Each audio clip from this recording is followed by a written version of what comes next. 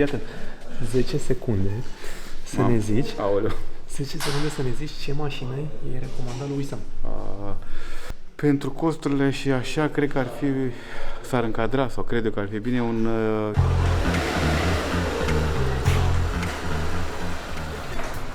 Uite, probleme la geamul ăsta de aici? Ceva, se aude că se întinde ceva acolo. Eu ca Bă, stai mă. service n-aș putea să accept să nu funcționeze geamul de la șofer.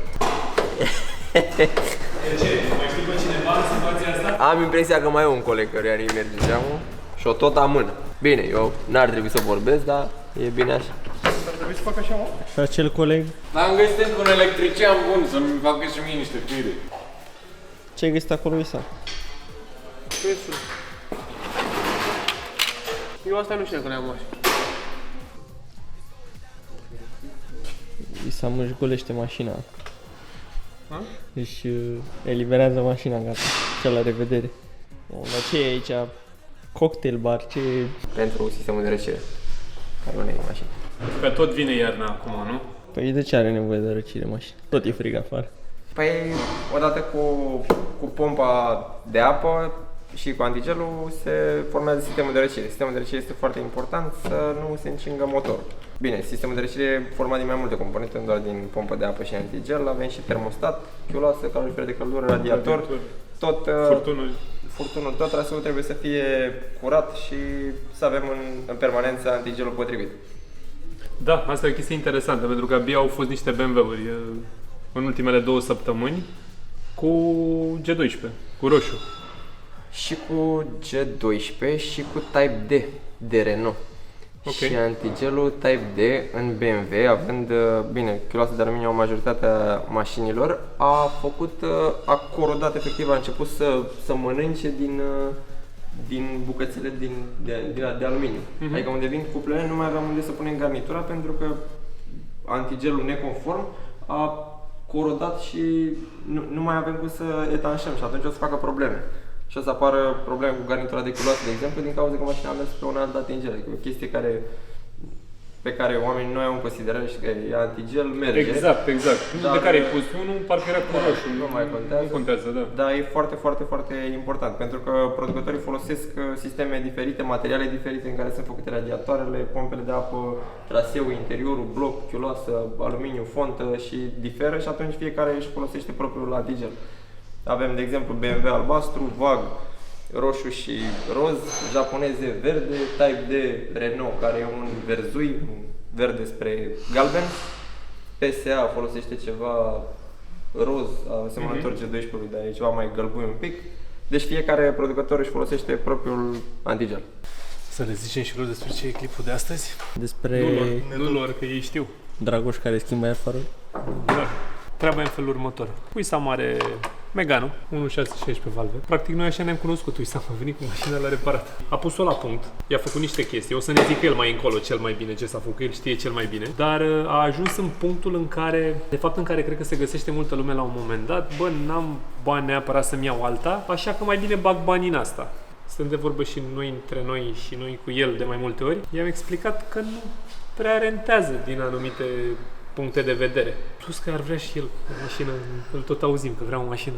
Să tragă un picus mai bine, ceva mai mic de oraș, interiorul e pretențios și i-am tot zis lui Sam, hai să găsim o variantă prin care să găsim altă mașină pentru tine, adică se găsesc până la urmă mașini.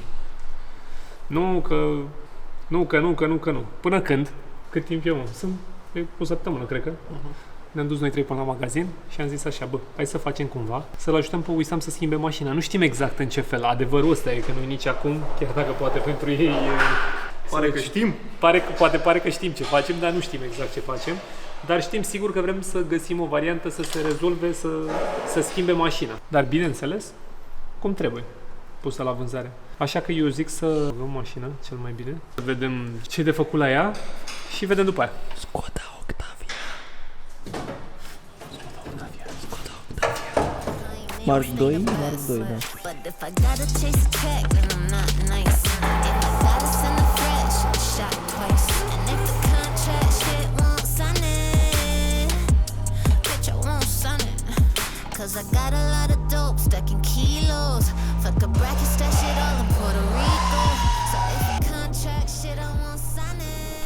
cablurile de frână de mână de pe etriere par să funcționeze ok. Îl acționez și revine și roata se învârte. Adică pot să o învârt la mână. Și aici, dacă îl acționez, mă las să-l acționez foarte puțin. Și dacă încerc să-l învârt, roata e blocată.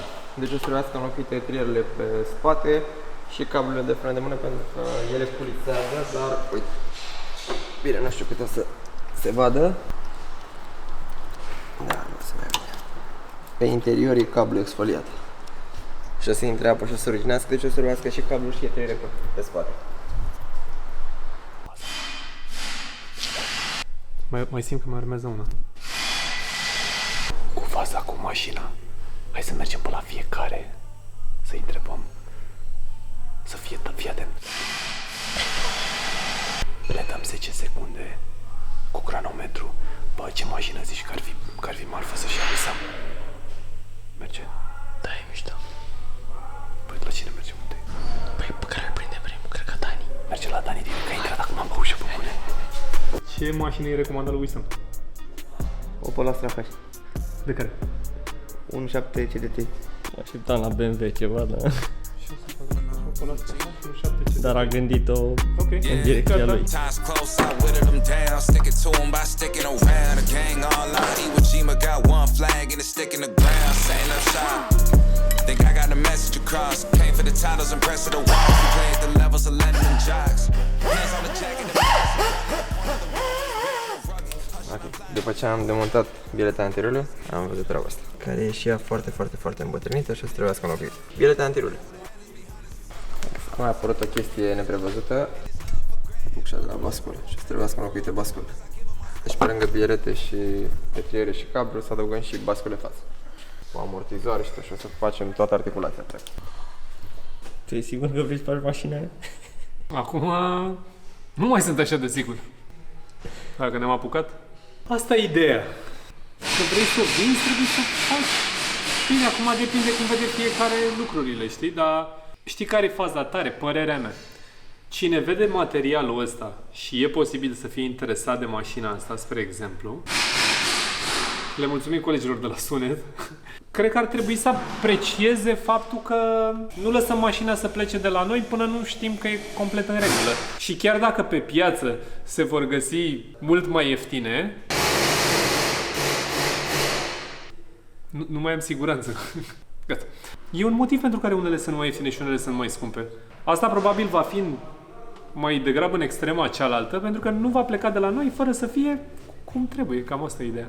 Sper doar să nu mai vină Alin de vreo 20 de ore până diseară sau cred că terminăm clipul ăsta de filmat într-o săptămână. Ne-a trebuit pe Renault. Lasă-mă că îl rezolvăm și pe ăsta. A venit Crăciunul. Parcă-s de Crăciun puse așa. Sunt ca de Crăciun? Astea de Febi cel puțin. Stai un pic să mai apară. Bascule, Deci stai că nici n-a terminat Alin de spus ce are de spus. bascule, bielete antiruliu, etriere. Și bascula de la bucșa. Deci Sam, ce-a făcut mă băieții ăștia? S-au demontat mașina? Da. Vorba că are mai multe probleme decât știam eu, da. Dacă știai tu sau... Nu, la ultima constatare cu 4 luni n-aveam chiar atât de multe probleme. 4 luni? Nu știu, i-a făcut o săptămână trecută. Dar ce e aici? Crescătorie de pisici? Bă, crescătorie, dar ăsta e pătrat și aia e zăbănoasă. îngrășat, rău de tot. Nu se vede, dar e pătrat. Sănătate. Mă, Așa să muncești aici. Băieții în partea altă fac treabă. unii lucrează back-to-back, noi front-to-front. Da, hub-ul cu asta de asta. 10 secunde să zici ce mașină să-și ia Wisam. Skoda Veris. De care? 1 sau 2? 2 neapărat. 23. De ce? Ieftină în întreținere. Relativ. Fuge. Bă, e mai mult de aspect. Pentru ce are el fuge, e Bugatti direct. Dar cu asta mi-a luat ideea că asta am zis și eu. Știi că asta am zis, cu asta am început. Da. Da, păi asta e clar. Bă, Da. putea să zică trotinetă electrică, fuge față de... Oricum fuge față de... Bă, dar e mai Tu mult. de racheta asta. Dragoș. 10 secunde. 10 secunde. Să ne zici ce mașină recomand să Wissam? La 4B6 sau B7. Motor? La B7 2.0, la B6 Diesel sau 1.9. Diesel. Diesel. De ce? De ce nu? Că-s niște mașini extraordinare. Păi, dacă v-ați vorbit acum, ce? Pentru că sunt foarte accesibile. Și la parte de achiziții și la întreținere după. Îl rupe la brațe. Sunt într-adevăr câteva chestii, cum sunt brațele Care sunt mai usturători un pic, da? sau la B7 o să fie pompa de ulei de trimis la făcut, dar Dar mai bine le face în permanență. anticipat. Și consumul, de fapt, e o chestie, un factor. Consumul e Bauhaus de bun, mașina stă super bine, merge super bine. Nu. Faci poză?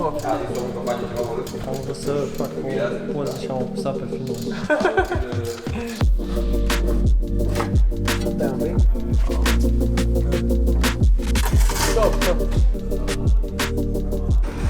Păi eu nu sunt la mândrăvit să noi la mândrăvit. Da, mă, ce? Da, mă, am înțeles. Da, am înțeles. Hei, ce bine! Că s-a eliberat masa asta. S-a eliberat masa. Masa Să publicitară. vedem ce ne-a venit. Să vedem ce ne-a venit de la Gebo.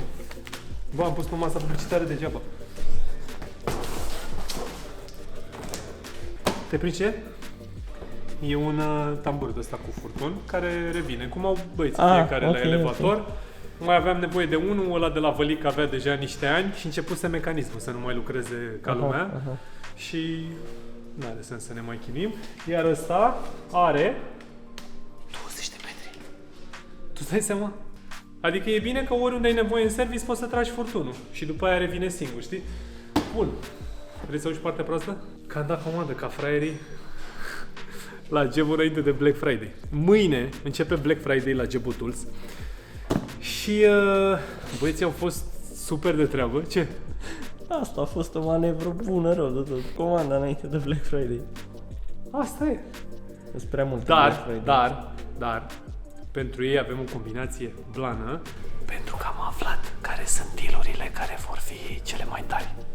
Așa că băieții poate să urmărească, puteți să urmăriți, puteți să vi le puneți în coș și când începe Black Friday la Gebo, adică de mâine, că va fi, din ce știu, 18, 19, 20 noiembrie, Black Friday la Gebo Tools și începe la momentul lansării clipului ăstuia, mâine de dimineață, 6, 7, 8 dimineața, nu se știe, deci treziți-vă de vreme. Și cea mai bună dovadă că noi suntem foarte mulțumiți de trusele de la Gebo e că asta, bine, asta a trecut printr-un mic război de un an și ceva, probabil. Așa, dar stați până la finalul clipului, pentru că asta ajunge la unul dintre voi. Și Dragoș primește alta nouă. Să văd asta e jos. Originală de mașină. Aș fi dorit să văd și niște originale din 2006. 2006, scurse. Repede. Am schimbat ieri la Opel Astra G Break din 2003. 12 decembrie 2003 erau amortizoarele toate 4, mașini originale.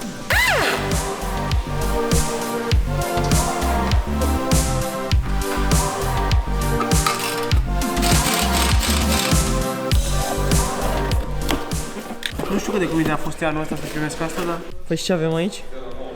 amortizoare noi, Filstan și planșe cu lume pentru amortizor.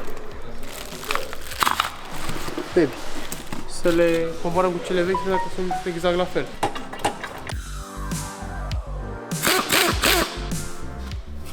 Ce se întâmplă aici? Montăm amortizor, planșa. Dacă a început să-ți placă să lucrezi la Megane, ești entuziasmat. Mai o zile și eu ce ai zis.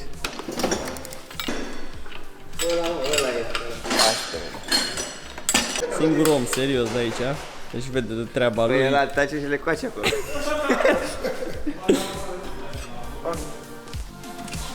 Pune un pic de vaselină pe șuruburile alea micuțe. Să vedem ce este.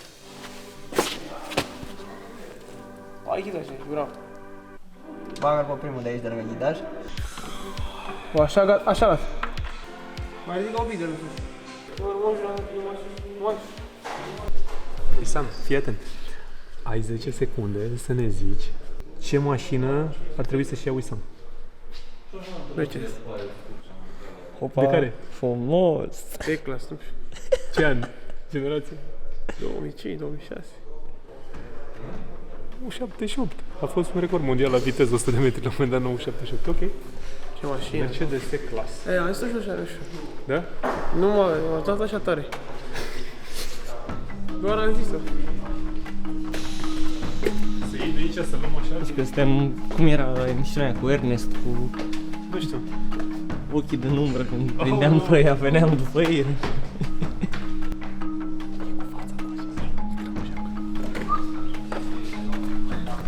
Vorbește cu un client. Stai că am dat drumul, m-am emoționat. Iulica, ai 10 secunde să ne zici ce mașină e recomandat lui Sam. Logan, Ce motor? 1.5 diesel. Bă, la asta nu m-am gândit. Și e o alegere destul de bună dacă stai să o iei așa. În Megane Logan, săracul, ne bate în joc de ei. Ca... E discutabilă treaba dacă ne bate în joc de el, pentru că ca și costuri de întreținere și de consum și de tot se apropie de zero. El s-ar putea să vândă motorine, nu să cumpere. Ținând cont că noi am avut Clio care Da. mergeam, să nu vorbim prostii, dar cu 50 de lei mergeam o săptămână. Da. Și la sfârșit era motorină de 80 de lei în mașină. Mamă, are dreptate cu asta. Chiar are dreptate cu asta. Dar fii atent. 1.5 mai nouț, gen 2011, 12, 13. Alex, din punct de vedere al costurilor, eu zic că e de departe cea mai bună variantă. Tind să cred că e asta. Deci, imediat după înlocuirea amortizarilor, am mai continuat noi cu înlocuirea basculelor, nu știu ce am pus lampa. La basculele față, te vedeau și pe mașină, erau foarte uzate, bucșele mari. Și la acesta, bine, prin simplu fapt că poți să le miști cu șurubenița atât de ușor, e clar. S-a mai înlocuit și capetele de bară, pentru că unul din ele, ăsta de aici, avea joc, se simte la mână, făcea urât și pe mașină. Și am văzut pe amândouă pereche și biletele antiroli, care una a ieșit cu totul și cealaltă avea, uite, burduful spart, intră apă, iese vaselină, începe să bată și tot așa. Și acum mai avem de înlocuit amortizoare spate, etriere și cablul de frână de mână. Și macaraua și ventilator. Ai problemă. Pentru... Păi și pentru ce îl facem, mă? Îl facem pentru o mașină, îl facem pentru clipul de 300.000. Nu știm ce va fi acolo. Nu, pentru clipul de 300.000, că urmează, Uisam, până la 1.000.000 facem, nu-ți dai seama că facem pădui până la 2.000.000. Merge? A, Uisam, pădui. Avem câte 100 de lei. S-a umplut? Aveți și pe ăștia, că bașca la mort acolo e.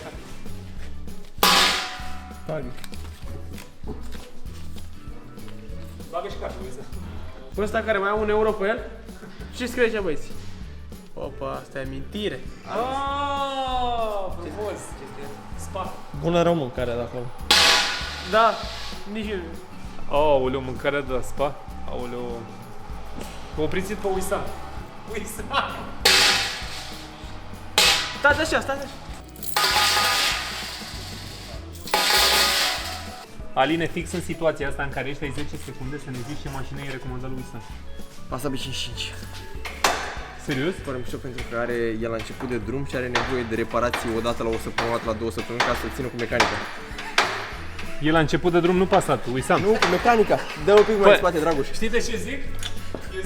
Eu zic că Passat B55 e la sfârșit de drum. Nu e la început de drum. Da, te înțeles ideea. Eu am înțeles de aia am avut râs. El n-are nevoie de o mașină care să nu se strice, aia. Chiar nu, practic, La asta nu m-am gândit. Eu asta nu m-am gândit. Îl corigența pe Uisam care e aici. Bă, ce față a făcut când au auzit. Da, mă, el trebuie Uisam, să-și auzi, se recomandă Passat B55. Auzi să-l ții tu, Aline, pe ăla. Al meu, da, clar, dar altul. Nu e pregătit să facă upgrade de genul ăsta.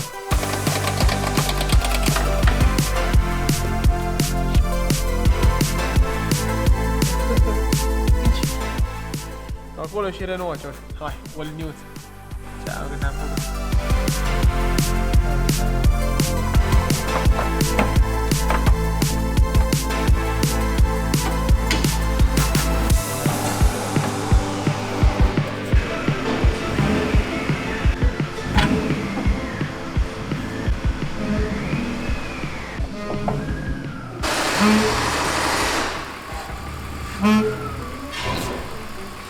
Bă, ce face, mă? Mă, tu faci?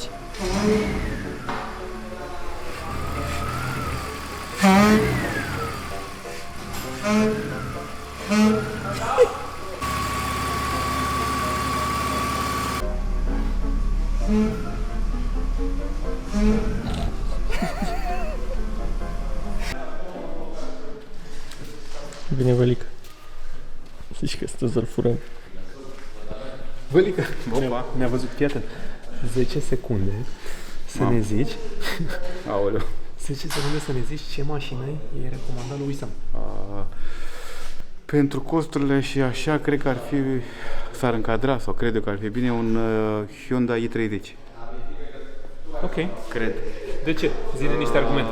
Pentru că este benzină, pentru că este un motor fiabil, pentru că are distribuție pe lanț, pentru că nu prea am reparat niciun motor în serviciu, cred că. Nu, reparat motor de Hyundai, de Honda, n-a reparat, pe articulații foarte rezistente și foarte simplă, gen care e nouă și automat include costuri mici, dar din păcate e mai scumpă de 3-4 mii. E mai scumpă decât mașina. Da, dar ca și calitate și fiabilitate. Și reviziile, vă zic de acum, s-au făcut niște oferte de revizii, reviziile sunt mega ok ca prețuri. Nu voi lucrați la Hyundai? Filtre, ulei, plăcuțe. Adică pe momentul asta vine în cap, cred că așa ca și fiabilitate. Restul eu nu pot să recomand altceva pentru el. Ok. Bun. Wissam, deci cât a fost mașina inițial la tine, hai să recapitulăm ce s-a înlocuit. Ce știu eu că s-a făcut distribuția cu pompă de apă, cu tot ce trebuie, cu accesorii. Cu accesorii, folie la vibrochen. Da? Schimb de ulei la cutie, discuri și plăcute spate, discuri față. Tampoane motor? Tampoane motor. Cam atâta. Cam atât, da. Perfect. Ce s-a făcut în tura asta? De fapt, ce am crezut noi că avem de făcut inițial? Am zis că avem de făcut doar suspensie, doar amortizoare față și spate. Da. După care ce am mai găsit? Capete de bară, bielete antiruliu, etriere spate, etriere, cabluri frâne de mână, macaraua de la geam, aeroterma, basculele față, da? Deci s-au cam făcut niște chestii, nu-mi dau seama. Nu cred că rămâne nimic adică cred că e absolut tot în regulă cu toate astea. Da, categorie, mașina în momentul de față este... E pregătită de vânzare? Da, e pregătită de vânzare, da. Are? A avut o ezitare, jur că a avut o ezitare. E pregătită de vânzare nu prea acum, după ce e gata, știi? Da, asta, da, din punctul de vedere. O mașină nu se vinde așa, în niciun caz. Nimeni nu vinde o mașină așa. Ba da. Ba da, uite, nu mai sunt, îți garantez. Uite, tu o să fii unul dintre oamenii care vinde o mașină așa. Ei făcut și interiorul, chiar arată curat. Da, detailing, acum Wissam are husă de protecție ca să fie bine, să nu fie rău. Deci eu zic că mașina este pregătită de vânzare. Acestea fiind spuse, mașina este deja la vânzare. Linkul îl găsiți jos în descrierea clipului. Și cei dintre voi interesați de trusa asta trebuie să ne lase un comentariu la clipul ăsta și să ne spună ce mașină ar trebui să-și ia Wissam în bugetul 3-4 mii de euro și de ce. Scrieți-ne treaba asta și ne vedem în episodul următor. Pa, pa! Mamă, Mercedes. Ceva cu motor zdravă, nu? Da, cu probleme. Mercedes 2000...